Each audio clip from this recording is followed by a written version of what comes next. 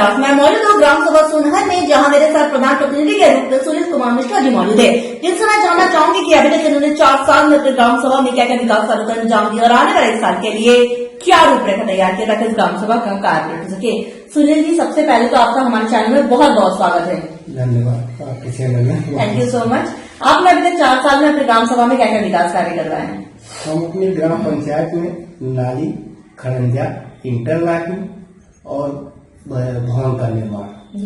आवास और शौचालय कितने कितने आवंटित हुए हैं? हमारे यहाँ 12 शौचालय जो हमारे समझ में है और सभी विद्यालयों में कंपोजिट शौचालय का निर्माण हमने करवाया है। स्वच्छ भारत मिशन में आपकी क्या राय है? स्वच्छ भारत और स्वस्थ भारत, स्वच्छता को लेकर आप अपने ग्राम सभा में क्या क्या काम करवा रहे हैं? स्वच्छता के लिए जैसे हमारे यहाँ ये कूड़ा घर बना हुआ है और ओडीएफ में आपकी ग्राम सभा हो चुकी है, कूड़ा गाड़ी आ चुकी है, कूड़ा घर भी बन चुका है। प्रॉपर वैसे कूड़ा कूड़े घर तक पहुंच रहा है? हाँ, पूरा पहुंच रहा है। अच्छा, आपकी ग्राम सभा में नो डाउट आपने बहुत बेहतर काम कराया है, लेकिन एक शिकायत जो मिली है वो है जल निकासी की, कहीं कहीं जल निकासी की समस्या है, उसका निवारण कब तक करवा रहे हैं? देखिए मैम, हमारे यहाँ जल निकासी की समस्या जो अभी जो बची हुई है उसमें सबसे बड़ी समस्या ये है कि जल कहाँ लेके जाया जाए, तालाब न होना, ये हमारे गांव के प्रति मूलभूत समस्या है। उसके लिए बहुत लंबी नाली बनानी पड़ेगी, लगभग मान के चलिए कि 1 से 1.5 किलोमीटर। अगर 1 से 1.5 किलोमीटर नाली बनाई जाए तो हमारे यहाँ ये समस्या का समाधान हो सकता है। अब इतना ग्राम पंचायत अभी समर्थ नहीं है कि 1 से 1.5 किलोमीटर नाली बनवा सके। इसके लिए सरकार को और जो हमसे बड़े जनप्रतिनिधि हैं उनका सहयोग लेना पड़ेगा। आपका कोई सपना जो ग्राम सभा के लिए आप करना चाहते हैं, जो किसी प्रधान ने न किया आप करना चाहते हैं? जैसे हमारे गांव का यही सपना, हमारे गांव का एक प्रवेश द्वार होना चाहिए जिससे उसकी छवि दिखाई पड़े, ग्राम सभा में आते ही लगे कि हाँ ये ग्राम सभा में हम आए हुए। और बाकी तो हमारे ग्राम पंचायत में रोड सब आशीषी है, वो मैंने देखा, बहुत बेहतर। आपने आने जाने के लिए, आवागमन के लिए बहुत अच्छा काम हमारे यहाँ। नाली के लिए जहाँ तक व्यवस्था करने लायक थी वहाँ तक हम लोगों ने व्यवस्था किया है। हमारे इस समय में लगभग मान के 300 से 400 मीटर नाली का निर्माण हमने स्वयं करवाया है, जो किसी ने नहीं करवाया। अगर मैं बात करूं सरकार के 19 बिंदु पे, तो बहुत से प्रधानों को ये मालूमात नहीं कि 19 बिंदु है क्या आपको मालूमात है 19 बिंदु क्या है और आप 19 बिंदु में कितने बिंदु पे आप काम करवा चुके हैं? जैसे विद्यालयों का कायाकल्प है, सचिवालय का निर्माण है, आंगनबाड़ी केंद्र है। अब जैसे देखिए हमारे यहाँ आंगनबाड़ी केंद्र, पंचायत भवन का निर्माण कार्य हो चुका है। विद्यालय हमारे यहाँ 2 विद्यालय और 2 जगह कंपोजिट विद्यालय नहीं है।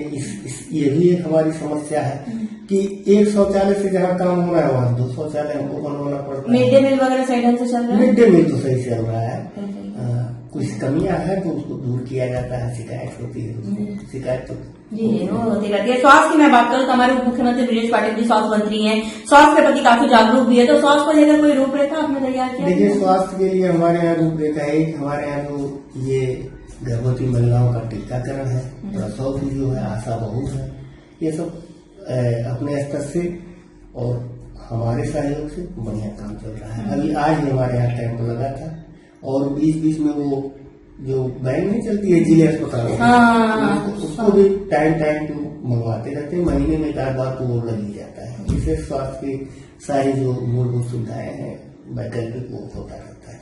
सरकार से आप और क्या मदद चाहते हैं कि आपकी ग्राम सभा का विकास हो सके, और आम जनमानस से आप क्या कहना चाहेंगे कि इस बार आप चुनावी मैदान में किन किन रणनीति के साथ, इरादों के साथ और वादों के साथ उतर रहे हैं? देखिए, सरकार से यही एक हमारा अनुरोध है कि कम से कम जो छोटी ग्राम पंचायतें हैं वहाँ जितने भी नियुक्तियां की हैं कम से कम उसका मानदेय की व्यवस्था हो, वहाँ बजट बढ़ाया जाए और इनको जबरदस्ती काम न थोपा जाए। जबरदस्ती काम कि ये काम करिए, बजट आया है ये काम के लिए, ये नहीं। वहाँ थोड़ा सा स्वतंत्रता प्रधान को देनी चाहिए कि वो अपने विवेक से काम कर सके। SIR के लिए बहुत से प्रधान हैं, BLO कितने सुसाइड किए हैं, बहुत परेशान है, इस पर भी आप कुछ कहना चाहेंगे? देखिए, SIR जो BLO आप जब कोई स्कीम चलती है, कोई योजना चलने लगती है तो उसमें बहुत ही स्वाभाविक है, डेथ होते रहते हैं। कोई जरूरी नहीं BLO है तभी डेथ हो रहा है, सब बहुत से लोगों का होता है। बस उसको एक धारणा में बना देते हैं कि SIR के प्रेशर में अध्यापक वर्ग या मिड डे मील के प्रेशर में मर गया, ऐसा कुछ नहीं है। और हमारे यहाँ FIR लगभग 90% के ऊपर हो चुका है। 10% जो बचे हुए हैं ऊपर काम जारी है और जल्दी से जल्द उसको 25 तारीख लास्ट डेट है। हमारा तो पूरा हो गया है। हमारे यहाँ वही जो महिलाएं जो बाहर से आई हैं, बाहर से मतलब जो जिनका यहाँ शादी हुआ है 2003 के बाद, उन्हीं का सिर्फ वो बाकी रह गया। उसमें ये मान के चलिए कि 10-20 फार्म बचे हैं बस, और सारे कंप्लीट।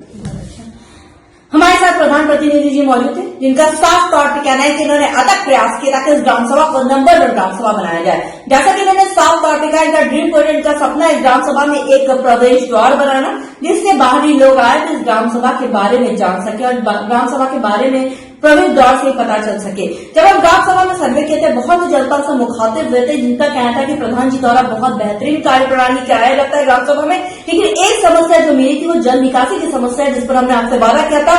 गांव की कहानी प्रधान की जुबानी आप तक लेंगे, प्रधान और जनता की समस्याओं से भी आपको रूबरू कराएंगे, ताकि आप इनको वक्त, इनके पास अभी भी लगभग 6 महीने का समय है। जैसे जैसे बजट आएगा फिर ग्राम के विकास के लिए प्रधान जी वैसे तत्परता के साथ काम करेंगे।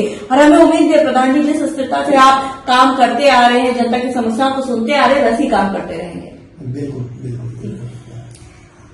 देखने वाली बात बस ये होगी कि इस ग्राम सभा को हम एक आदर्श ग्राम सभा के रूप में लखनऊ ले जाते हैं। यानी बुलंदी संदीप प्रताप सिंह के साथ मैं कनिका दास, आई न्यूज़ उत्तर प्रदेश, लखनऊ।